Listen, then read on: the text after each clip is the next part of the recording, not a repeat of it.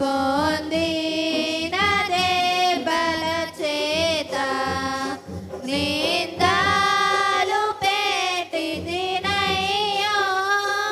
నిందలు పెట్టిదినయ్యో, సందేహమేలనయ్యా. అపరాధిని యేసయ్యా, కృప చూపి బ్రోవుమయ్యా. శిక్షకు పాత్రుడనయ్యా, రక్షణ తెచ్చితివయ్యా. శిక్షకు పాత్రుడనయ్యా, రక్షణ తెచ్చితివయ్యా. అక్షయ భాగ్యమునియా, అక్షయ భాగ్యమునియా. మోక్షంబు చూపితివయ్యా. అపరాధిని యేసయ్యా, కృప చూపి బ్రోవుమయ్యా. మనందరము సాయంకాల ఆరాధనలోకి వెళ్దాం. ఓ ప్రభువా, నా పెదవులను తెరువుము. అప్పుడు నా నోరు నీ స్తోత్రమును బయలుపరచును. ఓ దేవా, నన్ను విడిపించుటకు త్వరగా రమ్ము.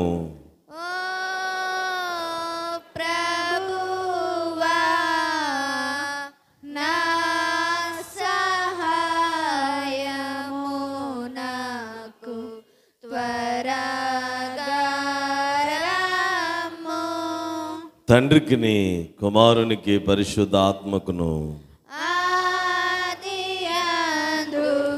ఇప్పుడెల్లప్పుడు యుగ యుగముల దొండునట్లు మహిమ కలుగుగాక. ఆమేన్, ఆమేన్, ఆమేన్. నేటి ఉత్తర ప్రత్యుత్తర భాగముగా కీర్తనల గ్రంథము 119వ సంకీర్తన 113వ చరణము నుండి 120వ చరణం వరకు దేశభక్తులు రమేష్ గారు వచ్చి ఉత్తర ప్రత్యుత్తర రీతిగా నడిపించాలని మనవి.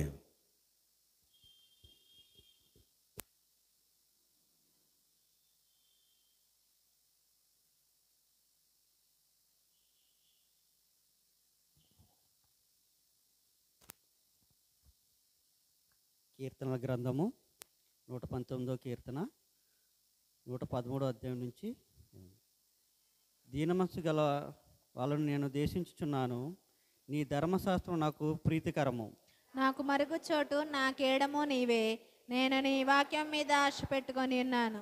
నేను నా దేవుని ఆజ్ఞలు అనుసరించేదను, దుష్క్రియలు చేయవరలారా నా యొద్ద నుండి తొలగుడి. నేను బ్రతుకున్నట్లు నీ మాట చొప్పున నన్ను ఆదుకొనుము, నా ఆశ భంగమై నేను సిగ్గునందక ఇందునుగాక.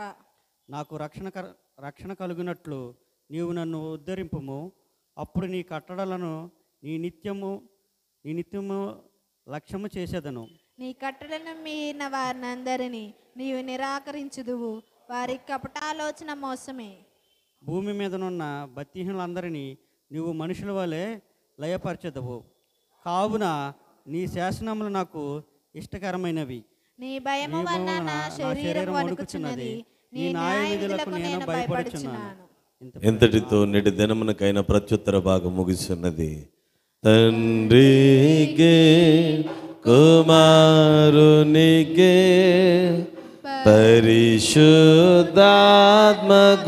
ఆదియందు ఇప్పుడు ఎల్లప్పుడు యుగాయుగములందు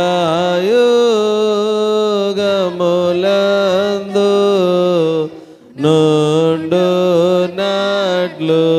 మా మహిమా కలుగును గాక.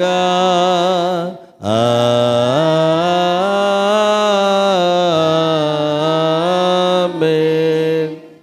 దయచేసి కూర్చోనండి. నేటి ధ్యాన వాక్య భాగము పరిశుద్ధుడైన మత్తయి రాసిన సువార్త 21వ అధ్యాయము 12-13 వచ్చిన భాగములు. నీలపు రామకృష్ణ గారు ఈ వాక్య భాగము చదవాల్సిందిగా మనవి చేస్తున్నాం.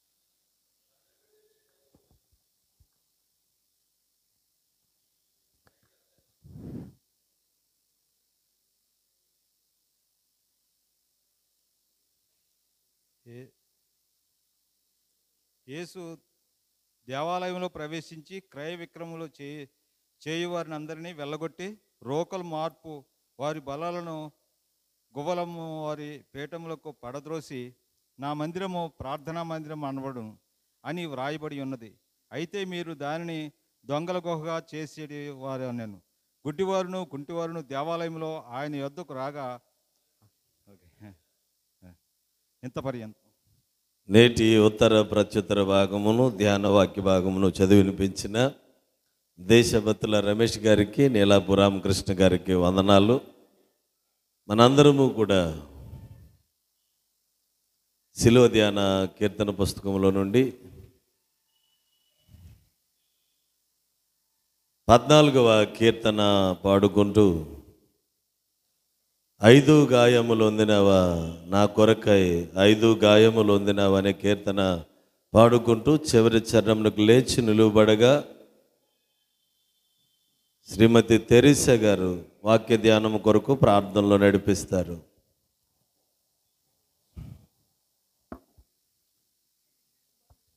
ఐదు గాయములొందినవా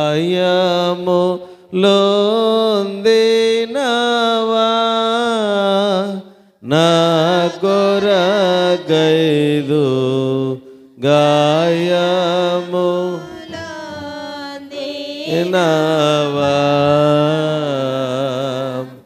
5 గాయములన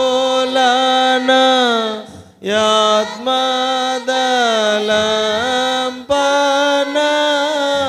కారాట మెచ్చినదే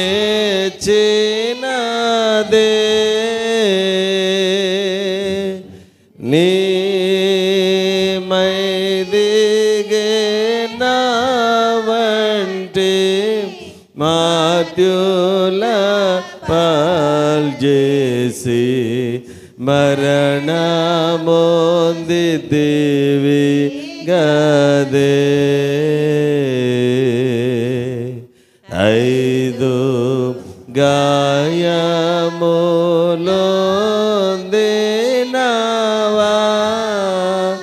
నా కొరకైదు గాయములొందినవా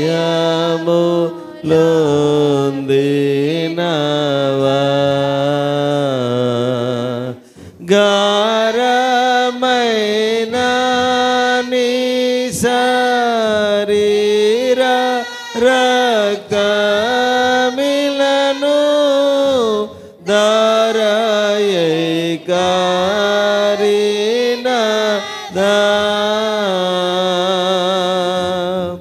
నా నేరమాయది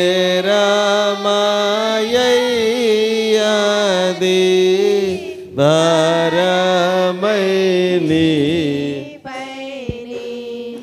ఘోరమై యొరిగినదా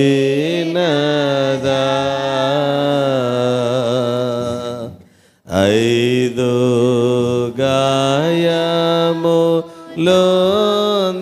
గాయములొందినవా నా కొరకైదు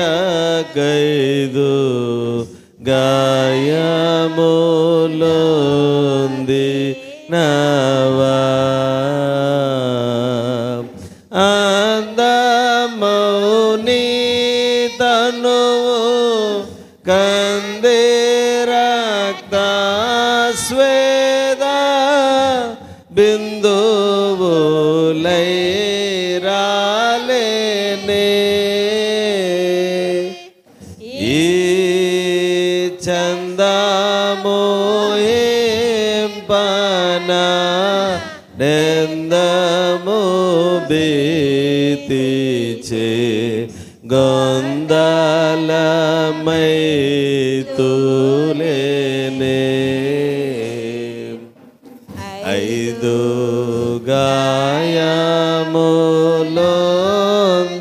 గాయములొందినవా నా కొరకైదు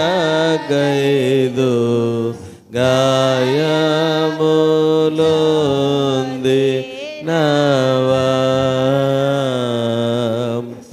ఎల్ల పాపము మోయు అల్లా దేవుని గొర్రె పిల్లవు నీవే గదా నా వల్ల నానికింత ఎల్లాట పుట్టేనే చల్లతాళునే నాయద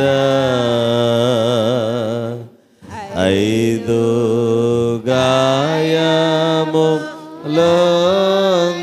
గాయములొందినవా నా కొరకైదు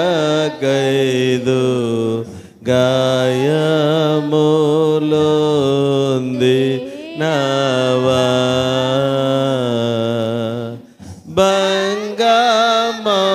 భంగమౌనట్టి దుష్పాపుల గావని ప్రాణమర్పించి దేవా ఈ చందము చూడని సాహసమింకనే భంగిని జగతి మరువా ఐదు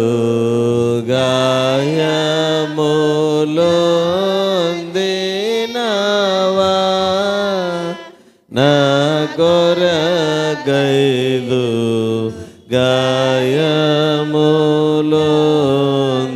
గాయములొందినవా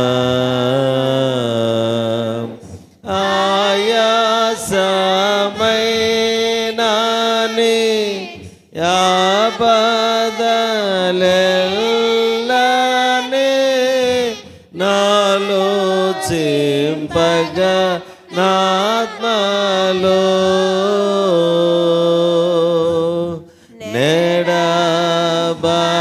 నెడబాయకత దివ్య పదస రోజముల్ బాసిల్లు నాయాత్మలో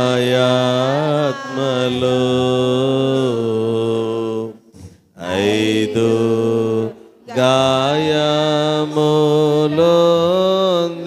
గాయములొందినవా నా కొరకైదు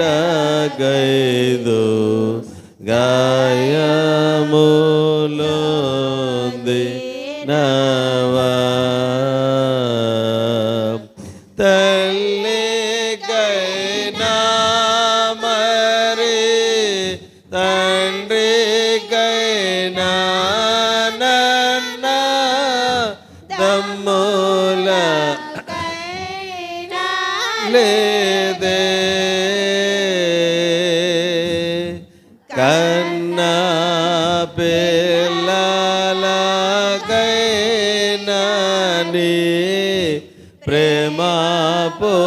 చూద్దామన్నా మృదివేలో కానరాదే.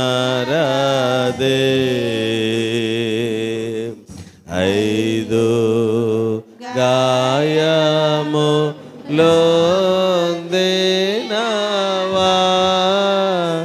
నా కొరకైదు గాయములొందినవా.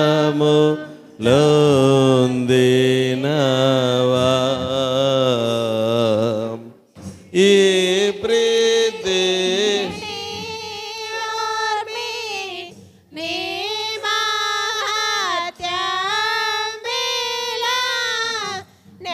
వారు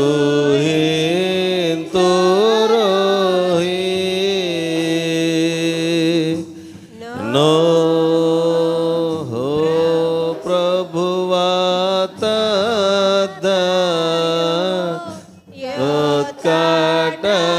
గంభీర్య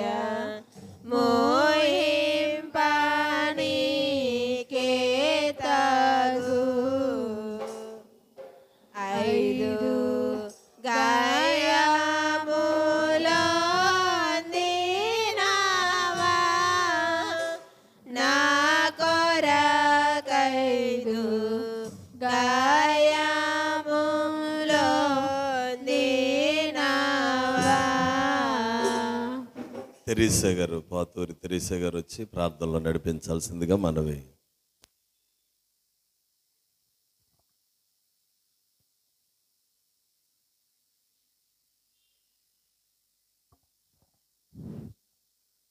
ప్రార్థన చేసుకుందామండి. స్తోత్రం నాయన, పరిశుద్ధుడాని పరిశుద్ధ పాదాలకు వేలాది వందనాలు, స్తుతులు, స్తోత్రాలు చెల్లించుకుంటున్నాము తండ్రి.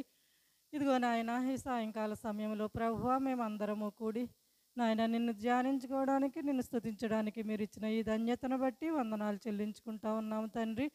గడిచిన నాయన మీరు లెంటి దినం నుండి లెంటి దినాల వరకు నాయన మమ్మల్ని అందరినీ కాచి కాపాడిని రెక్కల చాటున భద్రపరిచి నాయన కాచి కాపాడినందుకు నీకు కోట్లాది స్తోత్రాలు చెల్లించుకుంటా ఉన్నాము తండ్రి. అలాగే నాయన ఈ దినము నాయన మరి ప్రార్థన ఏర్పాటు చేసుకున్నటువంటి కుటుంబాన్ని బట్టి నీకు వందనాలు చెల్లించుకుంటా ఉన్నాను తండ్రి. వారి కుటుంబానికి రావాల్సినటువంటి ఆశీర్వాదములు ప్రభువా మెండుగా కుమ్మరించమని అడిగి వేడుకుంటున్నాను ప్రభువా. అలాగే నాయన ఇదిగో ప్రభువా నీ దైవదాసులు నాయన మాట్లాడుచుంటుండగా నాయన నీ దైవదాసులను మరుగుపరిచి నాయన నాకు మాకు కావలసినటువంటి నాయన వర్తమానాన్ని మీరు నాయన వినిపించమని అడుగుతున్నాను తండ్రి. అలాగే నాయన విరిన వాక్యాన్ని నాయన అర్థం చేసుకునే జ్ఞానాన్ని నాయన మాకు అనుగ్రహించండి. అలాగే కూడి వచ్చిన ప్రతి ఒక్క కుటుంబాన్ని దీవించి ఆశీర్వదించమని ఈ ప్రార్థనని పాత్యందుకు చేర్చుకోమని నజరేయుడైన యేసు నామములో బ్రతిమలాడి వేడుకొనుచున్నాను తండ్రి. ఆమేన్. మన తండ్రి అయిన దేవుని నుండి ప్రభువైన యేసు క్రీస్తు నుండి కృపయు సమాధానం మీకు కలుగును గాక. ఆమేన్. దయచేసి కూర్చోనండి. ప్రార్థనలో నడిపించిన మరి తల్లిగారు తెరీసా గారికి వందనాలు. నేటి ధ్యానంలోనికి వెళ్ళడానికి ముందుగా దేవాది దేవుడు మనతో మాట్లాడుతున్నటువంటి స్థితిగతిని గూర్చి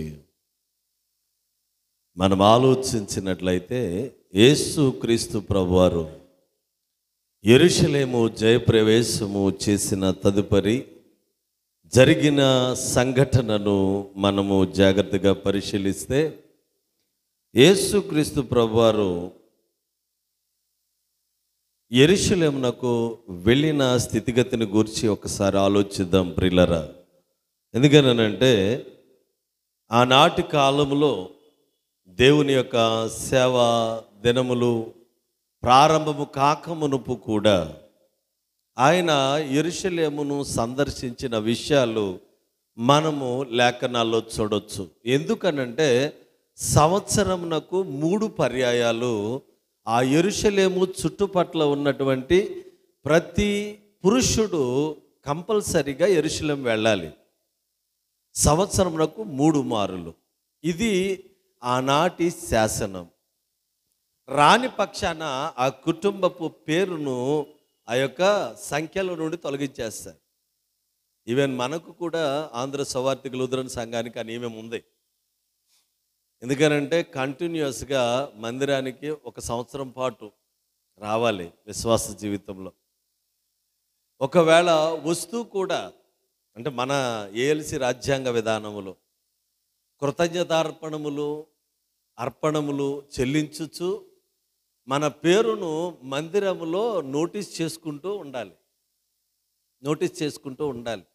ఇది 1970-90 రాజ్యాంగ ప్రకారంగా ఆనాటి మన బిషప్లు అందరూ రాసిన నియమం. ఎక్కడి నుంచి తీసుకున్నారు ఇదంతానంటే ఆనాడు యెరూషలేములో ఉన్నటువంటి క్రమమును తీసుకుని మనకు అందించారు. అలాగనే యేసుక్రీస్తు ప్రభువారు కూడా 12 ఏళ్ల ప్రాయంలో యెరూషలేము వెళ్ళారు. అక్కడ జ్ఞానులైన శాస్త్రులతో పరిచయులతో తర్కము చేసి, జ్ఞానములంతులైన వారితో తర్కము చేసిన సందర్భము మనకు రాయబడి ఉంటుంది. అలాగే ఈయన దేవుని ఆలయమునకు వెళుతున్నది, దీనిని మనము చూడగలిగితే ఇది 2వ మారుగా రాస్తూ ఉన్నాడు. మొదటి మారు ఎక్కడ కనిపిస్తుందయ్యా అని అంటే యోహాను సువార్త 2వ అధ్యాయములో మనకు కనిపిస్తుంది. 13 నుంచి 22 వచనాల భాగములో పస్కా పండుగ దినములలో శుద్ధీకరణ ఆచార ప్రకారముగా ఆయన దేవాలయంలోకి వెళ్ళిన సందర్భము మనకు కనిపిస్తుంది. ఇప్పుడు రాయబడినటువంటి ఈ మత్తయి సువార్తలోని లేఖనాన్ని మనం గమనిస్తే మత్తయి, మార్కు, లూకా ముగ్గురు కూడాను యేసుక్రీస్తు వారి యొక్క పరిచర్యను ఎక్కడ పరిచర్య వీళ్ళు ఎక్కువ రాశారు అని అంటే, మీరు ఎక్కువగా ఈ 3 సువార్తలను చదువుతూ ఉంటే ఈ గలిలయ చుట్టుపక్కల యేసయ్య పరిచర్య చేసిన స్థలాలు, బేతనియ కానివ్వండి, లేదా తిబిరయ కానివ్వండి, తూరు సీదోన్ల గురించి కానివ్వండి, ఇలాగ ఎక్కువ దాని చుట్టుపక్కల ఉన్న ప్రాంతాలన్నిటిలో ఆయన చేసిన సేవ గురించి ఎక్కువగా మత్తయి గారు, మార్కు గారు, లూకా గారు రాస్తూ ఉంటారు. అయితే దీనికి విభిన్నంగా యోహాను సువార్తికుడు చూపిస్తాడు. ఎందుకనంటే వీళ్ళ ముగ్గురు రాసినటువంటి ఇతివృత్తాలు వేరుగా ఉంటాయి. యోహాను యొక్క ఇతివృత్తం వేరుగా ఉంటుంది. ఏంటి ఇప్పుడు యోహానులోనేమో మొదటిసారి వెళ్ళాడు, అక్కడ గద్దించాడు కదా, మరలా ఇక్కడ అదే కదా రాస్తున్నది అని మనలో అనుకోవచ్చు. కానీ ఇక్కడ ప్రస్తావిస్తున్న విషయం ఏంటనంటే, మాట్లాడుతున్న మాట చూడండి ప్రియులారా, 12వ వచనములో ఆయన ప్రవేశించిన తర్వాత దేవాలయములో ప్రవేశించి క్రయ విక్రములు చేయువారందరినీ 13వ వచనములో అది ఒక ప్రవచనం. అది ప్రవచనం యెషయా గ్రంథంలో ఉన్న ప్రవచనాన్ని ఇక్కడ పొందుపరుస్తూ గద్దిస్తున్నాడు. ఏమని? నా మందిరము ప్రార్థనా మందిరము. యెషయా ప్రవక్త ఏమంటాడంటే, నా మందిరము సమస్త జనులకు ప్రార్థనా మందిరం అనబడును. దానిలో మీరు ఏం చేస్తున్నారు? మీరు దానిని వ్యాపార పుటిల్లుగా చేస్తూ ఉన్నారు. ఏ వ్యాపారం జరుగుతుందండి మందిరంలో? ఎలాంటి వ్యాపారం జరుగుతుందండి? ఇప్పుడు మనము సపోజ్ ఇప్పుడు యెరూషలేము వెళ్ళాలండి, మన ఇక్కడ 1,00,000 రూపాయలు తీసుకుని అక్కడికి వెళ్ళిపోతే ఆ 1,00,000 రూపాయలు చెల్లుతాయా? ఎందుకని? అక్కడికి వెళ్ళేసరికి కరెన్సీ మారుతుంది, అక్కడికి వెళ్ళేసరికి వస్తువు ధర మారుతుంది, అన్ని మార్పులు చేర్పులు ఉన్నాయి. అందుకనే ఇతర దేశం వెళ్ళే వాళ్ళు ఏం చేస్తారంటే మనీ ఎక్స్చేంజ్ సెంటర్ దగ్గరికి వెళ్ళి మన కరెన్సీ ఇచ్చి మనం వెళ్ళబోతున్నటువంటి దేశపు యొక్క కరెన్సీని తీసుకుంటారు. ఆ తీసుకున్నప్పుడు ప్రైవేట్ ఇన్స్టిట్యూషన్స్ అయితే కమిషన్తో మనకి ఆ మొత్తాన్ని కొంత కమిషన్ తీసుకుని ఇస్తాయి. అదే ప్రభుత్వ సంస్థలు అయితే తక్కువ కమిషన్తో మనం ఇచ్చిన దానికి ఎక్స్చేంజ్ ప్రైస్ మనకి ఇస్తారు. ఇక్కడ ఈ వ్యాపారం ఏకంగా మందిరంలోనే పెట్టారు. ఈ ఎక్స్చేంజ్ డిపార్ట్మెంట్లు అన్నీ కూడా ఎక్కడ పెట్టారని అంటే పరిశుద్ధ మందిర ఆవరణంలోనే ఈ వ్యాపారంలన్నీ పెట్టేశారు.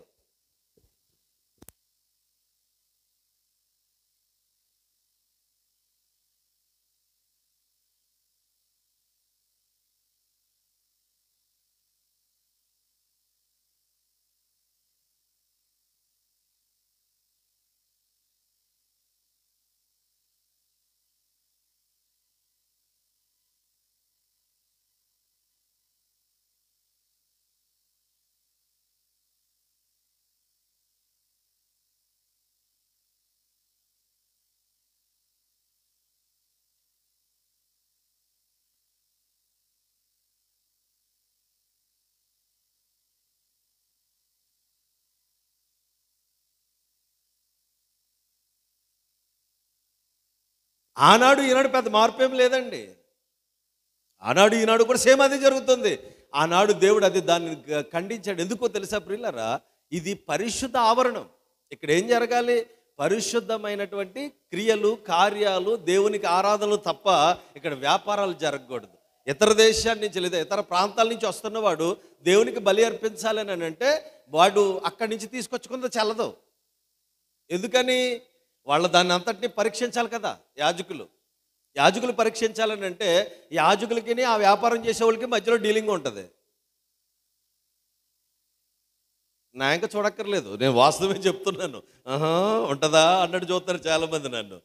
ఎస్, ఎందుకని యాజకుడు అక్కడ, అమ్మా మీరు ఇది ఎక్కడి నుంచి తీసుకొచ్చారంటే ఎక్కడే కొన్నామండి, అయితే తీసుకురా అని అంటాడు. మేము మా ఇంటికాడి నుంచి ఇది పని చేయదు, దేవునికి బలి అర్పణకి పని చేయదని పంపించేస్తాడు. మళ్ళీ దేవుడు అంటే వెళ్ళి అక్కడే కొనుక్కోవాలి, పశువునో పావురాలనో ఏదో దాన్ని. ఇప్పుడు రోకలు తీసుకొచ్చేస్తున్నాడు. ఇప్పుడు ఇండియన్ కరెన్సీ రూపాయి తీసుకొచ్చిన కానుకేస్తానంటే కుదరదు. అమ్మా కుదరదు, మాకు ఇక్కడ డాలర్లు ఇవ్వాలి. యునైటెడ్ స్టేట్స్ ఆఫ్ అమెరికాకి చెల్లుబాటు కలిగిన డాలర్సే ఇవ్వాలి కానుకలు. అందుకని నీ డబ్బులు అక్కడ ఇచ్చేసి ఎక్కడికి చెల్లుబాటు అయ్యే డబ్బులు అక్కడ తీసుకోవాలి. ఇవన్నీ అక్కడ జరుగుతున్నాయి. దేవునికి ఆరాధన మీద శ్రద్ధ కంటే వ్యాపారం మీద శ్రద్ధను బట్టి వాళ్ళు విసిగిపోయారండి. దేవుడు చాలా విసిగిపోయి వెంటనే ఆయన యొక్క స్థితిని ఎలాగుందో చూడండి ప్రియులారా. దేవాలయంలో ప్రవేశించిన తోడనే మందిరంలోకి వస్తున్నప్పుడు ప్రశాంతత కావాలి. మందిరంలో ఆత్మీయ దృక్పథం కలిగించాలి. అంతే, వ్యాపారపు పరిస్థితులు కాదు కావాల్సింది. నిమ్మళమైన నెమ్మది కలిగిన ఆత్మతో ఆనందించగలిగిన ప్రాంగణాలు లోపల ఉండాలి. అందుకే మందిరంలో ఎప్పుడు కూడాను మీరు ఎన్ని డిజైన్స్ ఉన్నా కూడా ప్లెజెంట్గా ఉంటాయి. మీరు ఎప్పుడైనా గమనించండి, ఏ మందిరంనైనా చూడండి, ఒకవేళ 100 రకాల డిజైన్స్ వేసినా ఆ డిజైన్స్లో కూడా నెమ్మది కలిగేలా ఉంటాయి మందిరాల్లో. కారణం ఏంటంటే ఈ మందిర ప్రాంగణంకి వస్తే మన బాధలు, మన యొక్క వేదనలు ఇవన్నీ కూడా తొలగిపోయి నిమ్మళంగా ఉండగలగాలి. అయితే ఇక్కడ జరుగుతుంది ఏంటంటే వ్యాపారపు రణగొణదొల్లి తప్ప వేరే ఏమి కనిపించలేదు. అందుకే ప్రభు వారు ఏమంటున్నాడనంటే వాటన్నిటినీ తొలివేసి రోకలు మార్చి వారి బలను పడద్రోసి గొవ్వలమ్ము వారి పీఠములు పడద్రోసి ఆయన ఏం చెప్తున్నాడో తెలుసా ప్రియులారా, నా తండ్రి ఇంటిని దొంగల గుహగా చేస్తున్నారు. అందుకనే నేటి మన ధ్యానాంశము తండ్రి ఇంటిని శుద్ధీకరించటానికి ఆయన వచ్చాడు. ఇంతకీ ఏది ఆయన తండ్రి ఇల్లు లేదు, ఏది దేవుని మందిరం, ఎలాంటి దానిని ఆయన ప్రాధాన్యత ఇచ్చాడు అనే దాని గురించి మూడు విషయాలు మీకు జ్ఞాపకం చేస్తాను ప్రియులారా. మొట్టమొదటిగా మనం గమనిస్తే దేవుని మందిరం ఏదయ్యా అనంటే మన యొక్క మానవ హృదయాంతరంగాన్ని దేవుని మందిరంగా పోల్చాడు. చూద్దాం ప్రియులారా, కొరింథీయులకు రాసిన మొదటి పత్రిక 3వ అధ్యాయము 16వ వచనాన్ని మనం చూడగలిగితే, మీరు దేవుని ఆలయమై ఉన్నారనియు, మీరు దేవుని ఆలయమై ఉన్నారనియు. ఇప్పుడు ఈ ఆలయం ఏ విధంగా ఉండాలి? దేవుని యొక్క పరిశుద్ధతతో నింపబడాలి తప్ప దీనిలో ఏమున్నాయి? దేవునికి అయిష్టమైన వ్యాపారములు ఉన్నాయి. అందుకనే ఏంటండి వ్యాపారము అని మీరు అనుకోవచ్చు ప్రియులారా. జాగ్రత్తగా గమనించండి, లూకా సువార్త 15వ అధ్యాయములో చిన్న కుమారుడు గురించి ఒక పదజాలం వాడాడు. దుర్వ్యాపారము అనే పదజాలం వాడతాడు. అంటే చెడ్డ కార్యకలాపములు ఎలాంటివి? చెడు కార్యకలాపాలు ఎక్కడ ఉన్నాయండి?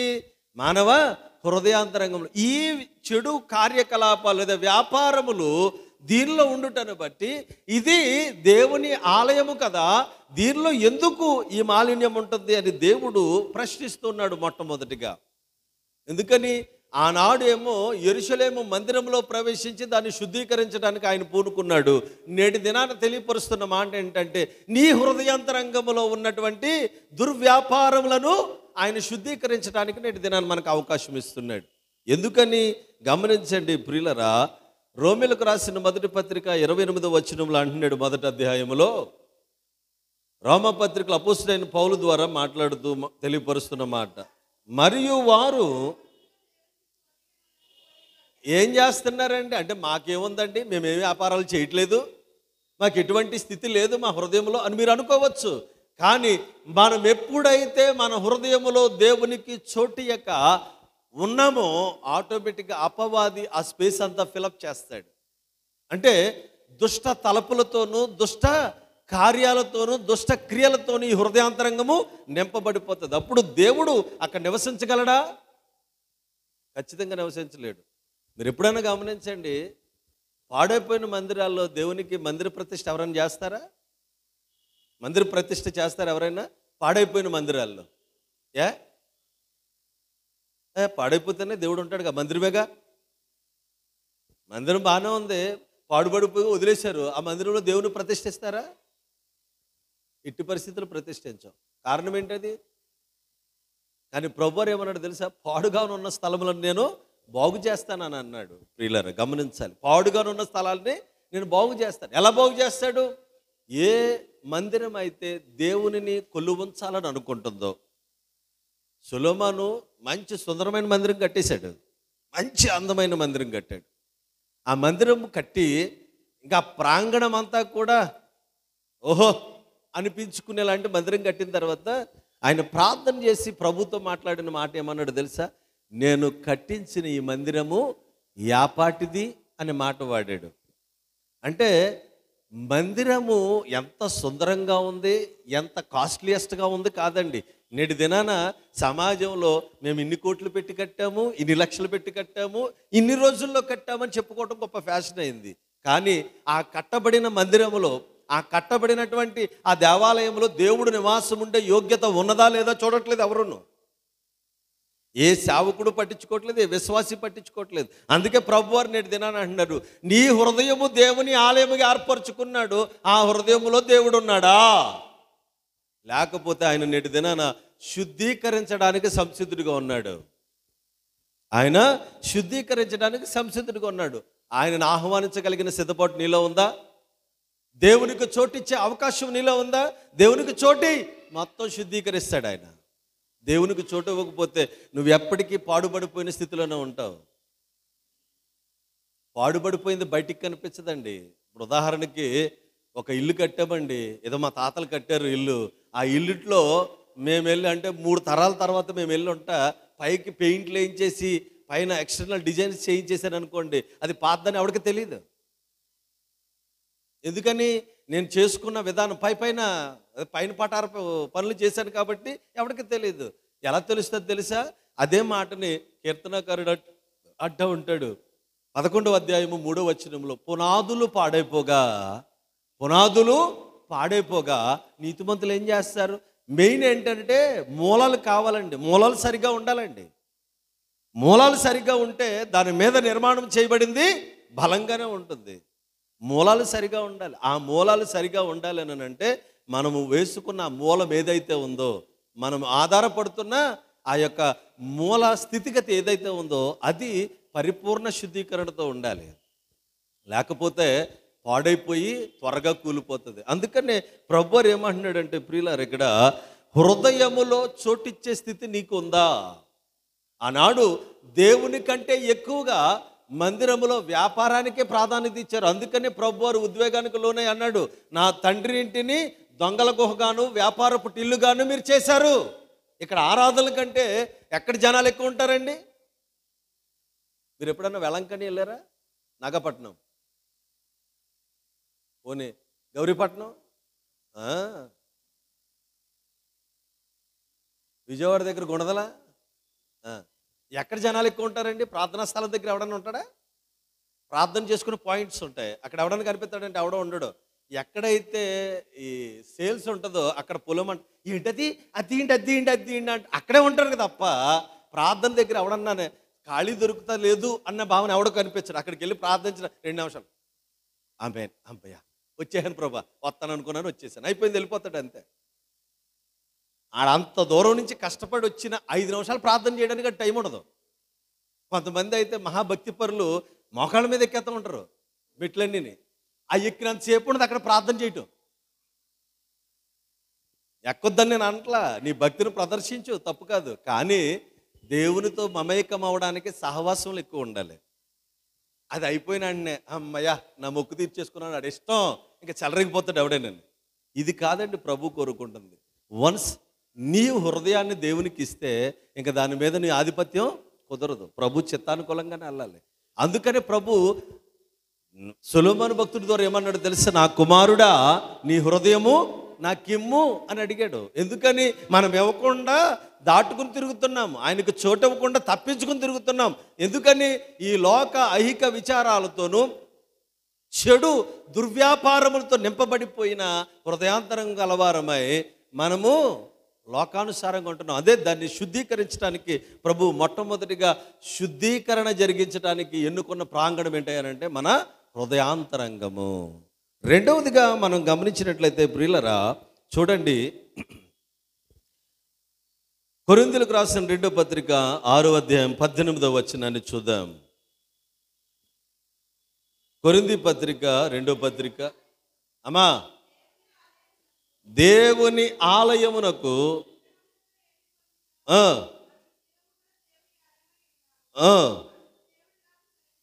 మనము దేవుని జీవము గల ఆలయమై ఉన్నాము. ఏమని? నేను వారిలో నివసించి సంచరింతును. నేను వారిలో నివసిస్తాను, వారిలో ఉండి సంచరిస్తాను. కారణం ఏంటయ్యానంటే మనమే జీవము గల దేవుని మందిరం. మొదటి హృదయము దేవుని మందిరం అని అన్నాడు. రెండవదిగా మనమే దేవుని మందిరం అన్నాడు. మనలో ఏమున్నాయండి? మనలో ఏమున్నాయి? హృదయంలో ఏమున్నాయో చూశారు. గతంలో చాలాసార్లు చెప్పాను నేను. మార్కు 7:21 చూస్తే ఈ హృదయంలో ఉన్న దుర్వ్యాపారాలన్నీ కూడా అక్కడ లిస్ట్ అవుట్ వస్తుంది. లోపల నుండి అనగా మనుష్యుని హృదయములో నుండి దురాలోచనలను, జారత్వమును, దొంగతనమును, అసూయను, మత్సరమును, ఇలాంటివన్నీ కూడా హృదయంలో నుండి ఉన్నాయి. శరీర కార్యములు స్పష్టమగుచున్నవని గలతీ పత్రిక రాశాడు. అవి ఎక్కడున్నాయంటే దీనిలో ఉన్నాయి. 5వ అధ్యాయం 19వ వచనంలో చూస్తే ఈ జీవము గల దేవుని ఆలయముగా ఉండాల్సిన దానిలో ఏమేమి ఉన్నాయండి? జారత్వము,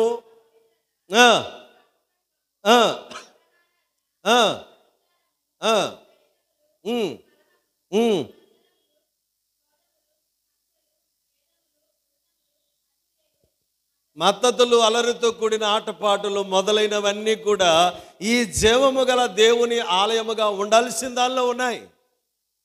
కాబట్టి మనమే దేవుని జీవము గల ఆలయముగా ఉండాల్సిన వారము మనం ఏం చేస్తున్నామనంటే ఈ కార్యాల చేత ఈ ఆలయాన్ని జీవము గల దేవుని ఆలయముగా ఉండకుండా చేస్తున్నాం. అందుకనే ప్రభువారు ఏమని తెలియపరుస్తున్నాడనంటే ఈ జీవము గల దేవుని ఆలయములో జీవము గల దేవాతి దేవుడు లేదా జీవాధిపతి అయిన దేవుడు నివాసం ఉండాలి. కానీ మీరు నిర్జీవమైపోయే స్థితిగతిని తీసుకొస్తున్నారు. ఆ నిర్జీవమైపోయే స్థితిగతికి తీసుకొస్తున్న మీరు అసలు ఉండాల్సిన విధానం ఏంటో తెలుసా?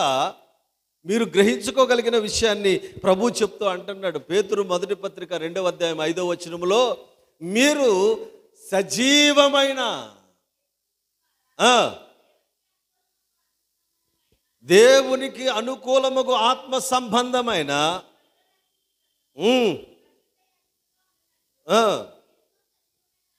విశ్వాసి దేవునికి, ఆయన పనికి, ఆయన సేవకు ఎలాగ ఉండాలి అనేది ఇక్కడ ఆదేశం చేస్తూ ఉన్నాడు. ఏమంటున్నాడు? మీరు ఎలా ఉండాలి అయ్యానంటే, చదువమ్మా, సజీవమైన రాళ్ల వలె ఉండి ఆత్మ సంబంధమైన మందిరముగా కట్టబడుచు ఉన్నారు.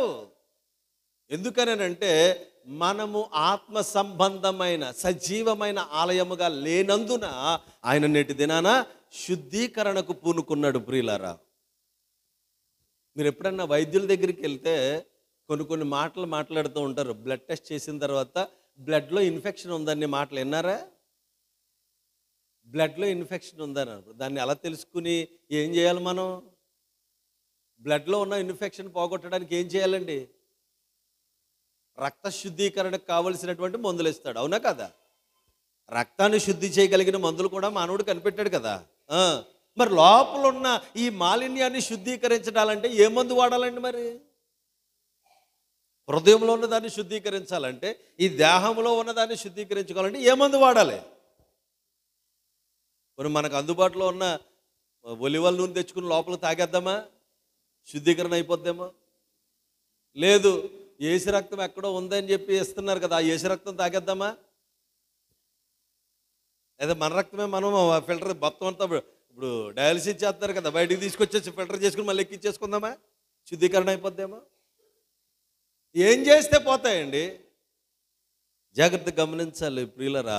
శుద్ధీకరణ జరగాలి అని అంటే మేకా గ్రంథంలో మలాకి గ్రంథంలో చెప్తున్నాడు. 3వ అధ్యాయములో 8వ వచనం నుండి చూడగలిగితే,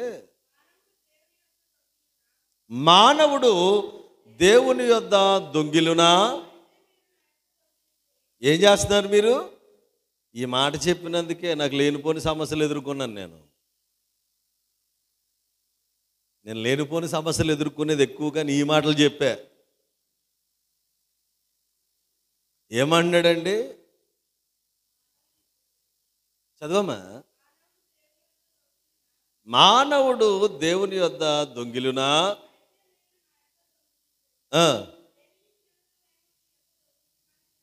మీరు అందరూ అమ్మ పరిగెట్టకుండా చదువుతలే. 10వ భాగము విషయములోను, ప్రతిష్టార్పణ విషయములోను 10వ భాగంలో దొంగిలిస్తున్నారా? ఈ మాటలు చెప్తుంటే పాస్టర్ గారికి డబ్బులు కావాలేమో, లేదా సంఘానికి డబ్బులు కావాలేమో, అందుకనే ఈ మాటలు చెప్తున్నారేమో అని అనుకుంటున్నారు. కానీ ప్రభు వారు మనకి ఆదేశం ఇచ్చింది ఏంటో తెలుసండి? మిమ్మల్ని సంపాదించుకోమని చెప్పాను, మిమ్మల్ని సంపాదించుకోమని చెప్పాను. దానిలో జకర్యా గ్రంథంలో కూడా అంటూ ఉంటాడు. ఏమని అంటాడంటే, ప్రథమ ఫలము 10వ భాగము నాది. దేవుడు చెప్తున్న మాట అండి. అంటే ప్రభు వారు ఎందుకని అంటున్నాడనంటే, ప్రథమము దేవునిదే, 10వ దేవునిదే. మనం అలా చేస్తున్నామా?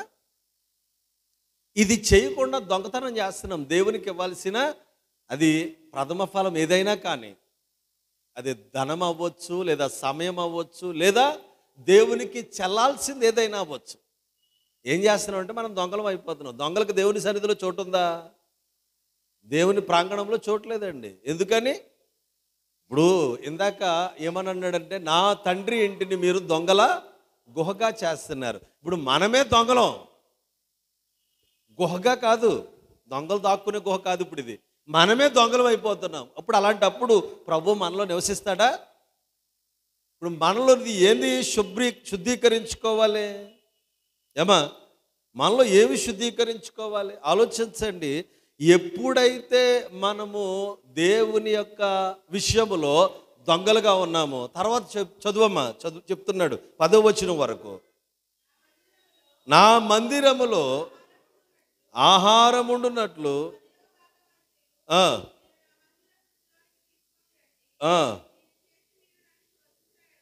ఏం చేసి, నా మందిరములో 10వ భాగం ఉండునట్లు మీరు తీసుకొచ్చి నన్ను శోధించిన ఎడల. అంటే ముందుగా మనలో దిద్దుబాటు అనేది జరగాలి, శుద్ధీకరణ అనేది జరగాలి. ఎలాగా? మనం ఏదైతే దేవుడు చేయమని చెప్పాడో మనము చేయట్లేదో దాన్ని సరిదిద్దుకోగలగాలి. అదే నేటి శుద్ధీకరణ యొక్క ఆంతర్యం. మనం ఏదైతే దేవుడు చేయమని ఆదేశించాడో, ఎవరమైతే దానిని ఆదేశాన్ని నిర్లక్ష్యం చేస్తున్నామో దానిని అవలంబించి ప్రభువుకు అనుకూలమైన స్థితిగతి కలిగి ఉండడమే. అదే చెప్తున్నాడు. ఏమని అంటున్నాడు ఇక్కడ? దొంగల గుహను శుద్ధీకరించి దిద్దుబాటు చేసుకుని వాక్యానుసారముగా నడిస్తే ఈ సజీవమైన దేవుని ఆలయములో దేవుడు నివాసం ఉంటాడు. మొదటిది, హృదయాంతరంగములో అపవాది సంబంధించిన ఏమీ లేకుండా చేసుకొని శుద్ధీకరించుకోవాల్సిన అవకాశం మనదే. ఆయన శుద్ధీకరించుకోమని మనలో ఏమున్నాయో వాక్యం ద్వారా బయలుపరుస్తున్నాడు. రెండవది, ఈ దేహమును జీవము గల దేవుని ఆలయములో ఏమేమి అక్రమమైన వ్యాపారాలు ఉన్నాయో ఆయన చెప్తున్నాడు, దాన్ని తీసుకోమని చెప్తున్నాడు. మూడవదిగా ఏంటయ్యా అని అంటే, గమనించండి ప్రియులరా, తన మందిరమగు దేవుని ఆలయము గురించి చెప్తున్నాడు. ఇప్పుడు వరకు ఆయన ఆలయమని హృదయమును, ఆయన ఆలయమని ఈ దేహమును తెలియపరిచాడు. ఇప్పుడు సమూహముగా కూడుకుంటున్న ఈ మందిరము గురించి ఆయన మాట్లాడుతున్నాడు. ఏం చేస్తున్నాడు అని అంటే, ఈ మందిరములో ఏమేమి జరుగుతున్నాయి ఆనాటి కాలంలో అని మనం చూస్తే ప్రియులరా, అక్కడ మొట్టమొదటిగా అక్కడ వ్యాపారంలో ఏమేమి జరుగుతున్నాయో చూద్దాం ప్రియుల. నాణ్యములు మార్చుట, కరెన్సీ ఎక్స్చేంజ్ జరుగుతుంది మందిరంలో. ఆనాడు యెరూషలేములో కరెన్సీ ఎక్స్చేంజ్. అక్కడ జరిగేది ఏంటో తెలుసా? మీరు కాయిన్స్ ఎవరి దగ్గర ఉన్నాయి? అక్కడ కాయిన్స్, ఇప్పుడు లేటెస్ట్ కాయిన్స్ మీద వెనకాల వేరే బొమ్మ ఉన్నా, ముందు మాత్రం మన భారతీయ రాజముద్రిక ఉంటుంది. రాజముద్రిక ఏంటంటే మన భారతదేశ రాజముద్రిక ఏ బొమ్మ? 3 సింహాల బొమ్మ. ప్రతి నాణ్యం మీద కూడా బొమ్మలో అదే ఇమేజ్ ఉంటుంది. రాజముద్రిక అంటాం దాన్ని. ఆనాడు నాణ్యముల మీద దేవతా విగ్రహాలు, రాజుల విగ్రహాలు ఎక్కడుండే తెలుసా? మందిర ప్రాంగణములో. ప్రాధాన్యత ఎవరికి ఇస్తున్నారు? ఆ ముద్రిక కలిగినటువంటి మీరు ప్రతి కాయిన్ మీద చూడండి, ఈ రాజముద్రిక ఉంటుంది. 3 సింహముల రాజముద్రిక. ఇది మన భారతీయ కరెన్సీ అని ఈ ముద్రికను బట్టి చెప్పచ్చు. దీని వాల్యూ తర్వాత ఈ రాజముద్రికను బట్టి ఇమ్మీడియట్గా ఇది భారతీయ కరెన్సీ అని చెప్తాడు వెంటనే. కారణం దాని మీద ఉన్నటువంటి రాజముద్రిక. ఈవెన్ మనకు కూడా చూడండి, ఈవెన్ శ్రీకృష్ణదేవరాయలు పరిపాలన చేశారు. అప్పుడు శ్రీకృష్ణదేవరాయలకు సంబంధించిన నాణ్యాల మీద ఆ ముద్రిక ఉంటుంది. తర్వాత ఇంకా పూర్వపు త్రవ్వకాల్లో చరిత్రలోకి వెళితే ఏ రాజులైతే పరిపాలన చేశారో ఆ రాజులకి ప్రీతిపాత్రమైన చిహ్నాలను దాని మీద ముద్ర వేసేవారు. అయితే ఎక్కడ ఏం జరుగుతుందనంటే, రాజుల యొక్కయు దేవత బొమ్మల ముద్రణ ఆ నాణ్యాల మీద ఉంటుంది. అక్కడ రోకల మార్పిడి జరుగుతుంది. అంటే ఈ నాణ్యాలు ఇటు, ఆ నాణ్యాలు ఇటు మార్పుడు జరుగుతున్నాయి. అందుకనే మొట్టమొదట మందిరంలో జరుగుతుంది ఏంటో తెలుసా? రోకల మార్పిడి. రెండవదిగా మనం చూసినట్లయితే ప్రియులరా, అరశకేలు దేవునికి చెల్లించాల్సింది ఎంత? అరశకేలు కదా. ప్రభు అన్నాడు కదా, ఒక చేప నోట్లో షెకెలు కనిపిస్తే, ప్రభువా ఇది దేవునిదా రాజుదా అని అడిగితే ప్రభు ఏమని సమాధానం ఇచ్చాడు? దేవునివి దేవునికి చెల్లించండి, రాజువి రాజుకి చెల్లించండి. దేవుని ఏమైనా సపరేట్గా ముద్రించారా? What it means?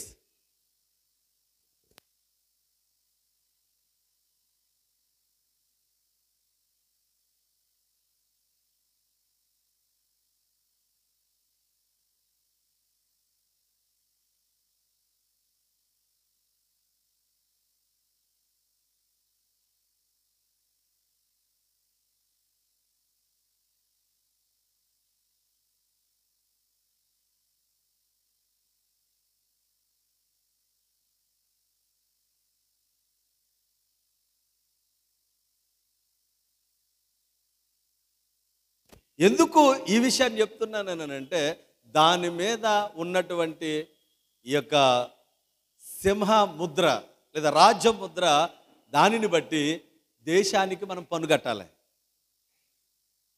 దేశంలో దేశంకి ఇచ్చేయాలి, లేదా రాజు రాజుకి ఇచ్చేయాలా? దేవునికి చెల్లించాల్సిందేంటి? ప్రథమ ఫలము, దశమ భాగము దేవునిది దేవునికి ఇవ్వాలి.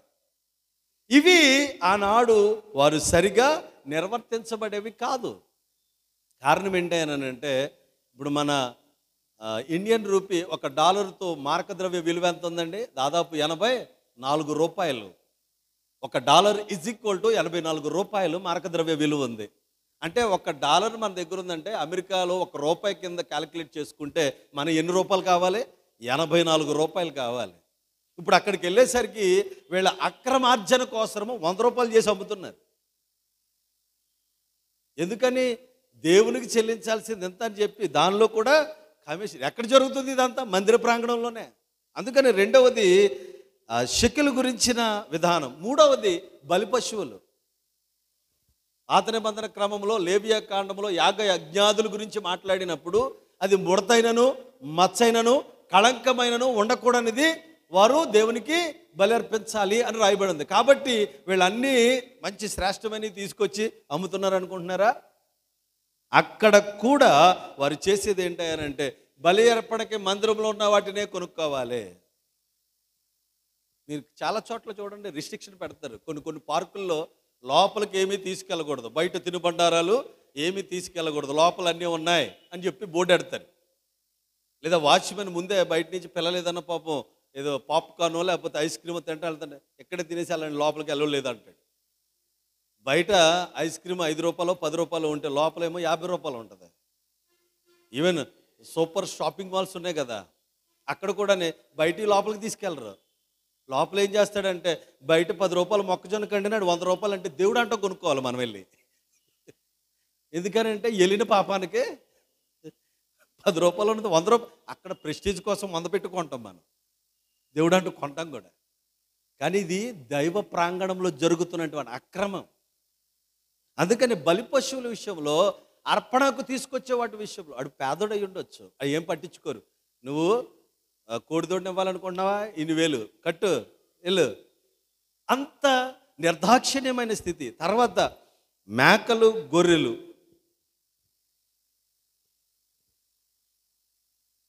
ఒక దినమునకు దాదాపుగా 1.5 లక్షల మేకల్ని గొర్రెల్ని అర్పించేవారంటండి అక్కడ. 1.5 లక్ష. అన్నీ ఎక్కడ పెట్టారు వన్నీని కూడా? 1.5 లక్షల గొర్రె మేకలంటే ఎంత ప్రాంగణం కావాలండి దానికి?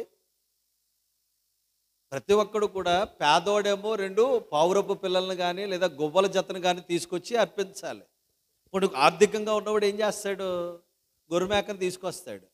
లేదు ఇంకా కొంచెం బలపడినోడు ఏదో కోడిదూడని తీసుకొస్తాడు బలర్పించడానికి. కాబట్టి వీళ్ళ వ్యాపారమును మధ్యస్థాయిలో ఉన్నవారిని టార్గెట్ ఎక్కువ. అందుకే గొర్రె మేకలను ఎక్కువగా తీసుకొచ్చి 1,500,000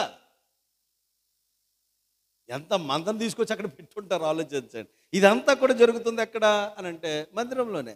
తర్వాత పావురపు జతలు, గొవ్వల జతలు, వీటన్నింటి కూడా తీసుకొచ్చేవారు. ఎందుకంటే వాటిని నిరుపేదలు అర్పిస్తారు కాబట్టి అక్కడ కూడా అన్యాయమే. తర్వాత 6వది, ఇప్పుడు కూడా మీరు గమనించండి,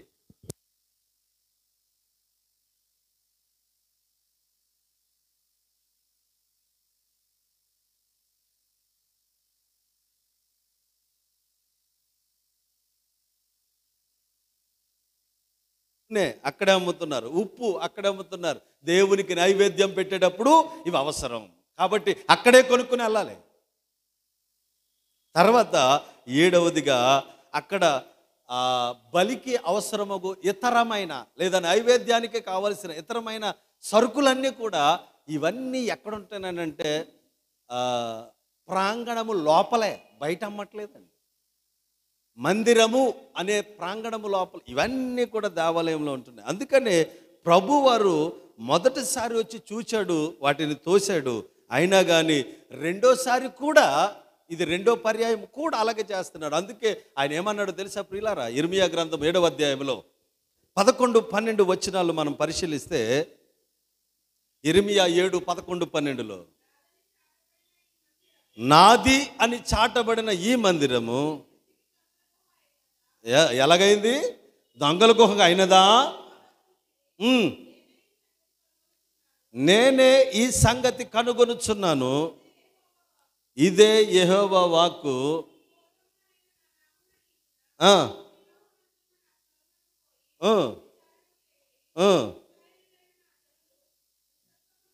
దుష్టత్వమును బట్టి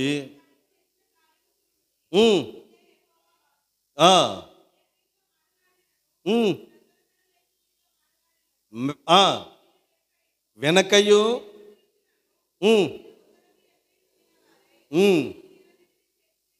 గనుక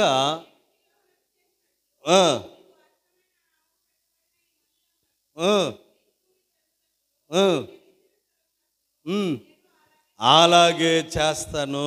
జాగ్రత్త గమనించండి. పూర్వమున నేను నా నామము నిలిపిన షిలోహును, నా స్థలమును మీరు పోయి విచారణ చేయండి, ఏం జరుగుతుంది. నా జనులు ఏమైపోతున్నారు?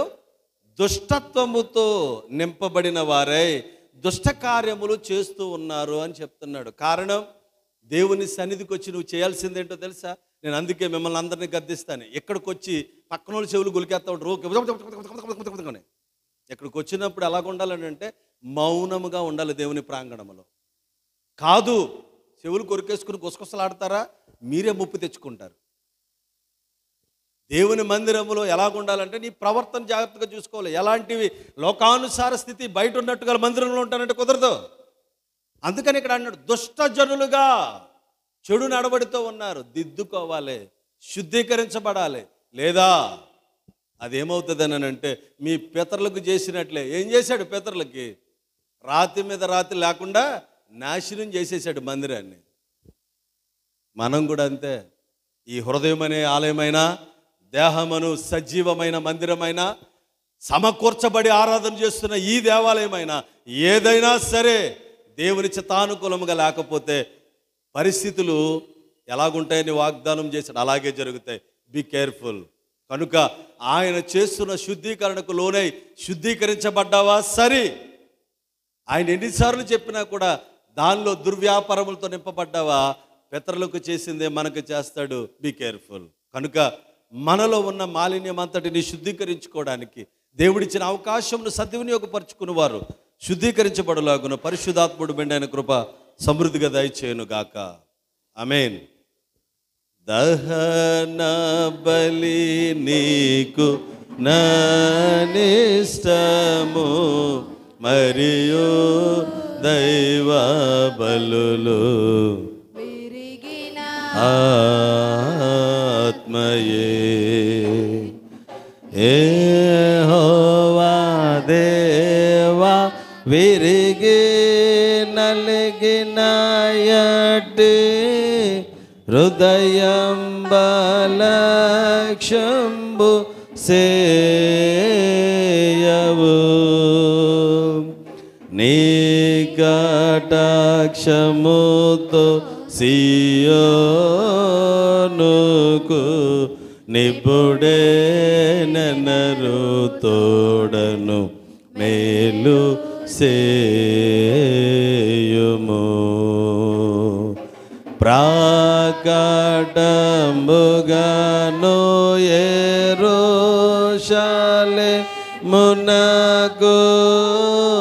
ప్రాకారములను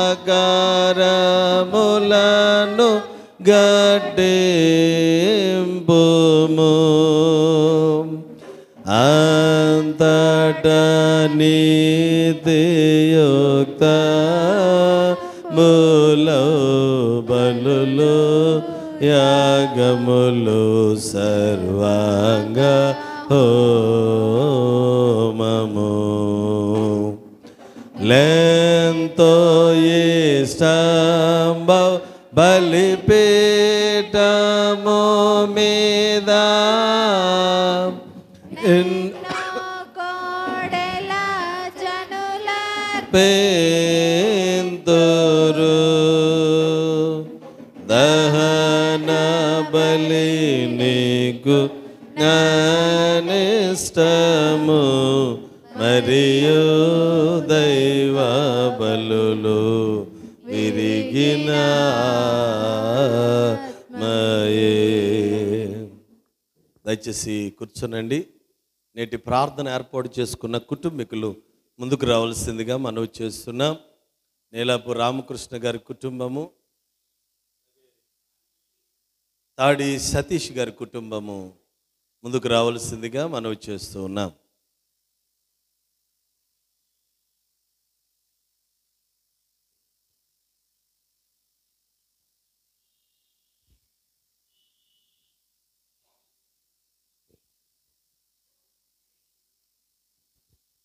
ప్రార్థన చేసుకుందాం. ప్రార్థన. కృప కలిగిన దేవ, మహోన్నతుడు వారి తండ్రి, నీ పరిశుద్ధమైన ఘననామమును బట్టి వందనములు, స్తుతులు, స్తోత్రములయ్యా. ఇదిగో నీ ప్రియకుమారుడు నాయన నీలపు రామకృష్ణ గారి కుటుంబాన్ని బట్టి ప్రార్థన చేస్తున్నాం. నీ దాసుడు చేయించున్నటువంటి పనులన్నిటిలోనూ నీ కృప, నీ కాపుదలు ఇవ్వండి. తనకు అవసరమగు జీవనోపాధిని విషయమై చేస్తున్న పనులలో సమృద్ధిని దయచేయండి. తనకు సాటి అయిన సహాయం ఇచ్చిన నీ దాస్తురాలు అనూష గారిని బట్టి ప్రార్థన చేస్తున్నాం. ఎన్నో ఒడిదుడుకులు కష్ట నష్టములలో నీ కృప చూపించి నీ దాస్తురాలు ఎడల నీ సన్నిధిని బయలుపరిచినందుకు వందనాలు. ప్రేమించి అనుగ్రహించినటువంటి సంతానమును బట్టి ప్రార్థన చేస్తున్నాం. కుమారుడు ప్రశాంత్ విషయమై, ఆ బిడ్డ చదువుతున్న విద్యాభ్యాసము విషయమై ప్రార్థిస్తున్నాం. కావలసిన జ్ఞానాన్ని, జ్ఞాపక శక్తిని, తెలివిని, వివేచన దయచేయండి. అలాగే ఇచ్చిన కుమార్తె బాల తేజస్విని బట్టి ప్రార్థన చేస్తున్నాం. బిడ్డను కూడా మీరు దీవించండి, ఆశీర్వదించండి. ఆ బిడ్డ చదువులోను ఎదుగుదలలోను కావలసిన ఆయురారోగ్యములు ఇచ్చి బిడ్డకు నీ కాపుదల దయచేయండి. అలాగనే ప్రభా, ఇదిగో నాయన నీ దాసుడు రామకృష్ణ గారి యొక్క సహోదరి భారతి గారి యొక్క ఆరోగ్యం కొరకు ప్రార్థన చేస్తున్నాం. వారికి చక్కని ఆరోగ్యమును, బలమును, శక్తిని మీరు అనుగ్రహించండి. అలాగే వారి యొక్క పిన్నమ్మ గారు సుభద్రమ్మ గారి కొరకు ప్రార్థిస్తున్నాం. నీ కృప, నీ కాపుదలతో ప్రభా నీ దాసురాలను మీరు తృప్తిపరిచి దీవించమని అడుగుతున్నాం. అలాగే నాయన తాడి నాగేశ్వరరావు గారి కుటుంబాన్ని బట్టి, వజ్రం గారిని బట్టి ప్రార్థన చేస్తున్నాం. ప్రభా పెద్ద కుమారుడు సత్యనారాయణ గారు బేబీ గారిని బట్టి, వారికి ఇచ్చినటువంటి చిన్న కుమారుడు శ్రీనుని బట్టి ప్రార్థన చేస్తున్నాం. మీరు ఆశీర్వదించండి. అలాగే నాయన ప్రభా వారి యొక్క బిడ్డలను ఆశీర్వదించండి. నేటి దినాన ప్రార్థన ఏర్పరచుకుంటున్నటువంటి సతీష్ని బట్టి, పద్మావతిని బట్టి ప్రార్థన చేస్తున్నాం. వారి కుటుంబాన్ని దీవించండి. ప్రభా ఇతర దేశంలో కుమార్తె పని చేస్తూ ఉండగా ఆ బిడ్డకు అవసరం ఒక కాపుదల మీరు అందించండి. అలాగే పద్మావతిని ప్రభా, అలాగే నేను సంతోషను బట్టి, కుష్మను బట్టి ప్రార్థన చేస్తున్నాం. సుష్మను కూడా మీరు దీవించండి, ఆశీర్వదించండి. ఈ నీ బిడ్డలు 2 కుటుంబాలను నీ కృపకు అప్పగిస్తున్నాం. నేటి శిలువ ధ్యాన కూడిక ద్వారా వారి కుటుంబాలకు రావలసిన నీ కాపుదల, నీ దీవెన, నీ యొక్క సమృద్ధినిచ్చి ఆ కుటుంబాలను బలపరిచి తృప్తిపరచమని యేసయ్య నామమున వేడుకొనొచ్చు ప్రార్థిస్తున్నాము తండ్రి. తండ్రి, కుమారుడు, పరిశుద్ధాత్ముడను త్రియేక దేవుని దీవెన ఈ ప్రార్థన ఏర్పరచుకున్న 2 కుటుంబాలకు తోడయుండి దీవించును గాక. ఆమేన్. వందనాలు.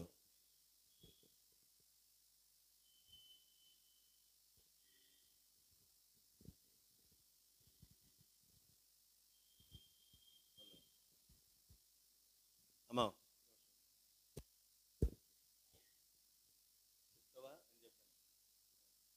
సరే, వందన. మరి ఈ సమయమున అటు తిరగాలి. ఇప్పుడు ప్రార్థన అయిపోయింది, అటు తిరగాలి. నేలపు రామకృష్ణ గారు, అనూష గారి కుటుంబంలో దేవుడు ఎన్నో ఒడిదుడుకులు, ఎన్నో కష్ట నష్టాలు, వేదనలు అన్నీ సమకూర్చబడి ఈ సంవత్సరము 2024 ప్రారంభ మాసములో మరి అనూష గారి యొక్క తండ్రి గారు నిద్రించి ఉన్నారు. అలాగనే అపవాది శక్తుల చేత ఎంతగానో పీడించబడ్డారు. స్థిరతను ఏర్పరచుకోవడానికి ఎంతో ప్రయత్నం చేశారు. ఏది కూడా వారికి కుదరలేదు. కానీ దేవుడు వారి అన్ని శోధనలోనూ, అన్ని బాధల్లోనూ కృప చూపించి మరి చక్కని గృహము కొరకు ప్రార్థించగా చక్కని స్థలాన్ని కొనుగోలు చేసుకోవడానికి దేవుడు మార్గం చూపించాడు. మరి కుటుంబం విషయంలో అపవాది శక్తుల పీడిత స్థితిగతిలో వాటన్నిటిలో కూడా గత కాలంలో దేవుని సన్నిధికి రావడానికి అననుకూల పరిస్థితులు ఏర్పరచబడినప్పుడు కూడా వీరు ఆ రీతిగానే ఉండిపోక దేవుడు మరల వారిని పట్టుకుని కుటుంబ సమేతంగా దేవుని సన్నిధిలోకి నడిపిస్తూ ఉన్నాడు. ఇటు మేలుకరమైన స్థితిగతి కలిగించిన దేవునికి సాక్ష్యము తెలుపుకొనిచ్చుకుని కృతజ్ఞత చెప్పాలని అనూష గారు ఆకాంక్షించారు. నేను చెప్పలేనండి, మాట్లాడలేనండి నేను, అందుకని మీరే చెప్పండి అని నేను వివరించారు. కనుక రామకృష్ణ గారు, అనూష గారి కుటుంబం కొరకు మీరు ప్రార్థన చేయండి. దేవుని కృపలో చక్కని గృహం ఏర్పరచుకోవాలని, బిడ్డల భవిష్యత్ జీవితాలు ఆశీర్వాదకరంగా ఉండాలని. దేవునికే మహిమ. వందనాలు తండ్రి, వందనాలు. నారాయణ గారు.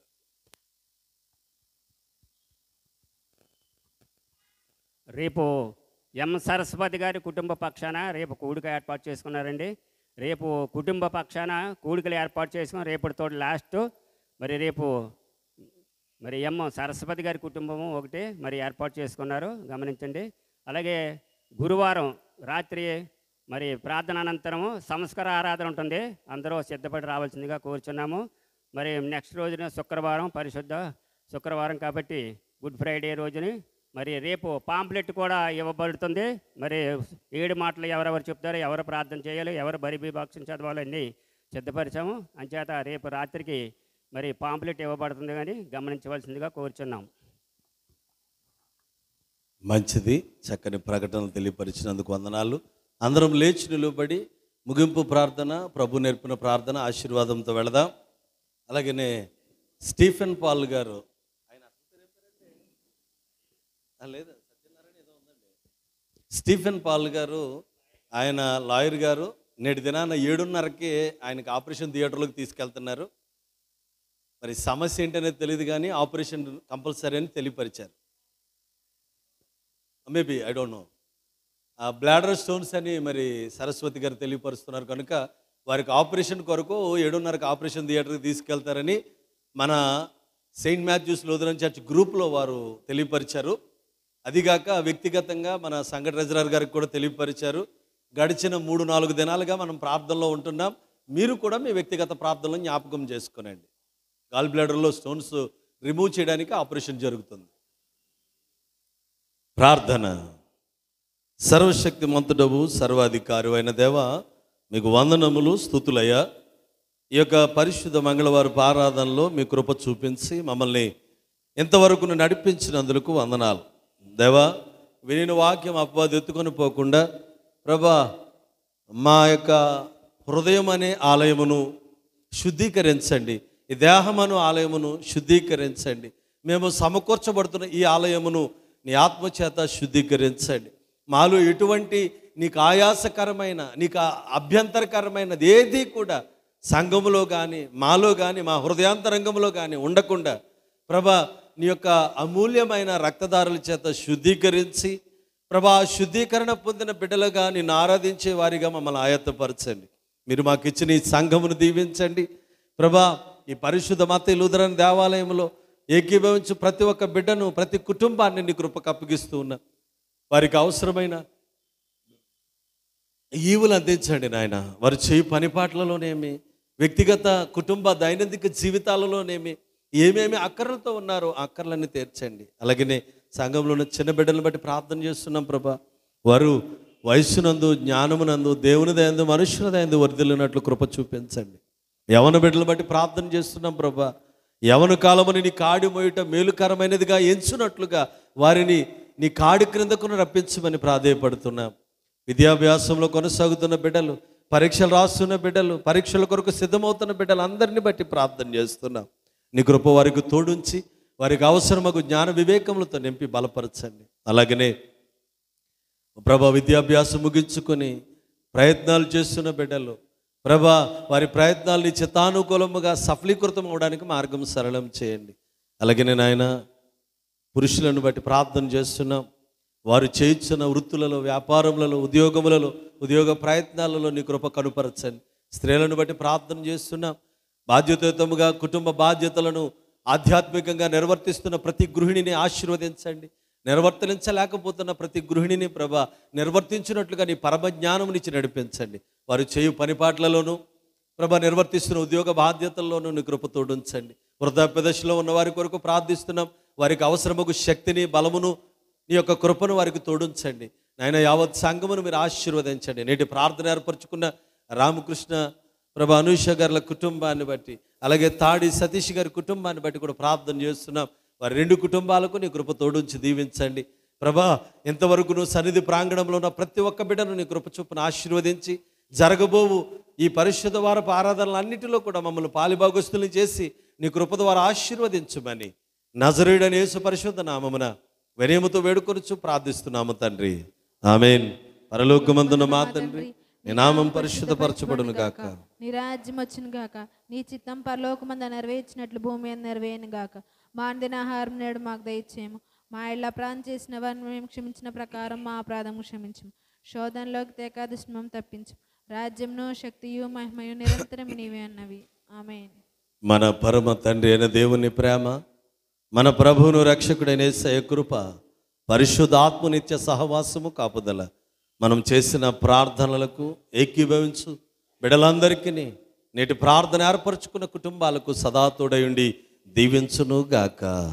ఆమేన్. లోకాశతో నిండి ఉప్పొంగుచు మార్గంబునే దప్పితే మనుషేచ్ఛలన్నీయు స్థిరమనుచునే మనశ్శాంతి కోల్పోతిని. పోగొట్టుకున్న పాత్రయనుచు పరుగెత్తి నన్ను పట్టితే, ప్రాణంబు నాలో ఉన్నప్పుడే నీ పాదంబు నే పట్టిదే. కుమ్మరి ఓ కుమ్మరి జగదుత్పత్తి దారి, జిగటమన్నైన నా వంక చల్లగా చూడుమయ్యా.